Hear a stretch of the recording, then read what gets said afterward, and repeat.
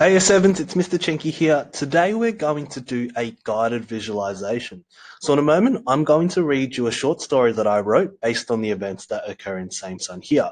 And your only job is to relax, listen, and try to visualize yourself in the story as I read it.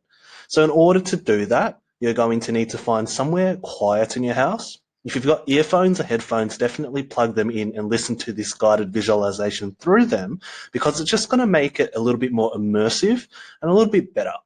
Make sure you're relaxing as well, and importantly, close your eyes, simply listen and visualize. At the end of our guided visualization, we're going to spend some time reflecting and answering 3 different prompts, which you'll be able to access on our Google Classroom. So if you want, you can pause this video and find somewhere quiet and get yourself prepared.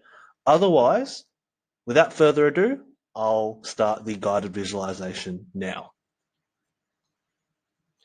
5, 4, 3, 2, 1, and stop. The shrieking blast of Coach Simpson's whistle signals the end of scrimmage. As soon as the whistle blows, you and your teammates collapse at the same time onto the smooth wooden floorboards of the school gymnasium, drenched in sweat and gulping air into your tired lungs. You hear Coach's booming voice say, "Great job today, fellas. Great job." Mark stumbles over and extends his hand. You take it and he pulls you up. "Man, you played so good today," Mark says. "Thanks, you too," you reply. You dry off and get changed. Mark is trying to convince some of the boys to go over to his house tonight to play his new Nintendo Wii. Video games don't really interest you though, so you slip outside the gym and wander over to the football field. It is a still and sunny spring day. A pleasant breeze washes over you. You can almost taste the sweetness of the air. You look out across the field and see the final slopes of Town Mountain, which are like a backyard to the school. The mountains are dressed in dark green with hints of scarlet and orange. The giant trees that cloak the mountain sway gently and wave their branches at you as if to say hello. You follow the slopes of Town Mountain eastwards, over the valley, and you see a line of jet black granitic cliffs about 50 feet high. These cliffs are what gives your town its name, Black Banks. When you're in town, you can look up and see them like a big set of black teeth on the side of the mountain. Your house is also behind those cliffs, just outside of town. Suddenly, you make out a deep rumbling sound in the distance, but you are interrupted when Mark calls out, "River, my mum's here." You turn around and run over to the car. In the car, Mark invites you over to play Nintendo, but you decline because you are going to climb up the path of the mountain with Mama and try to find some blue jay feathers to add to your nature collection. "Man, why are you always spending so much time with your grandma?" Mark says. His mother gives him a stern stare through the rearview mirror. You say bye to Mike and thank his mother, who drops you at the end of your driveway every week after basketball practice. You have a long, winding driveway, and it takes a while to walk it.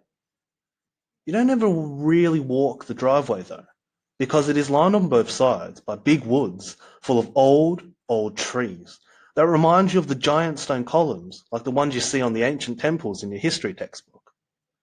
Lost Creek also runs through the woods, which is mostly shallow with big grey rocks. Before your dad left, he would take you to the secret fishing hole in Lost Creek to catch delicious bluegill fish together. Because of the rocks and the rushing water, you can hear Lost Creek from a long way off, so it's like music in the woods.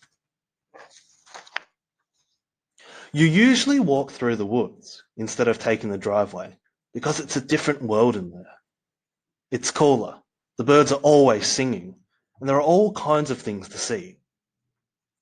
There are humongous, immovable conifers that are hundreds of years old. There are lush green ferns whose leaves have complicated patterns, almost like they've been sewn together. Last summer, you even saw a fawn in the woods. You make your way through the woods. You notice that the birds are all hushed, which is weird because it's usually crazy loud in there, with so many birds hollering and singing. This makes you listen harder. Somewhere in the distance, you hear a machine running. You follow the sound through the woods as it gets louder and louder. You can tell it is a big machine. Suddenly, you hear a loud thump, like one of the ancient conifer trees has had its cement-like trunks ripped out and thrown onto the ground. The thump is so deep that it reverberates, and you feel the echo moving through the ground beneath your feet. You are sprinting now. Finally, you arrive to where the big drop-off is. You are hunched over, trying to catch your breath, a stinging pain stabbing your side. You realize that you've made it to the edge of the cliffs. You take a step back cautiously and look out over the mountains on your left. You can see it now. 3 ginormous bulldozers and a huge dump truck. The bulldozers are pushing down rows and rows of trees. You cannot believe it. The menacing machines crash into the trees, flattening them into a big mess and piling them up. The back of the dump truck raises up and the rubber tires roll out on top of the trees. The driver gets out and pours gas all over the tires and trees and strikes a match. You feel sick.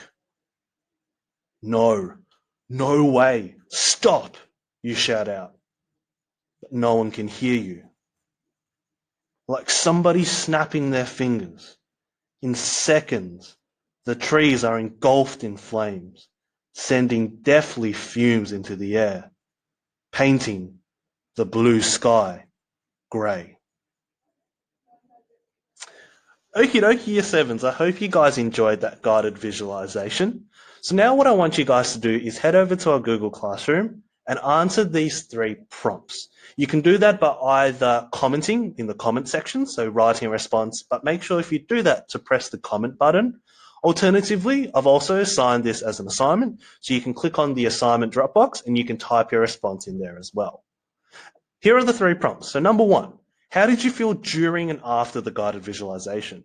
So I want you to describe your emotions and why you felt this way. You can use this sentence starter in the brackets as a little bit of a guide if necessary. Prompt number 2, I want you to read the guided visualization script, so the story that I just read out to you guys, which I've attached to the post on Google Classroom as a Word document. I want you to find 3 quotes that use imagery. So remember last week we learned about imagery, which is a language technique that writers use to appeal to our 5 senses. So that's our sight, so what we can see, smell, touch, taste, and hearing or sound. So writers often use imagery to create these really vivid descriptive images in the reader's mind. I want you to go to the script of the guided visualization and I want you to find 3 quotes that use imagery. Last but not least, I want you to, in your own words, tell me what you think mountaintop removal is. Importantly, I want you to also give me an idea of how mountaintop removal is explored in Same Sun Here. Okie dokie. I hope that was an enjoyable experience for you guys, and I hope after the guided visualization, you guys can empathize with River's situation in the book a little bit better. If you do have any questions, make sure you fire me an email or ask in tomorrow's Zoom lesson. Otherwise, awesome work, Year 7s. Make sure you're reflecting on your guided visualization by answering these 3 questions. I'll see you guys tomorrow. Bye, guys.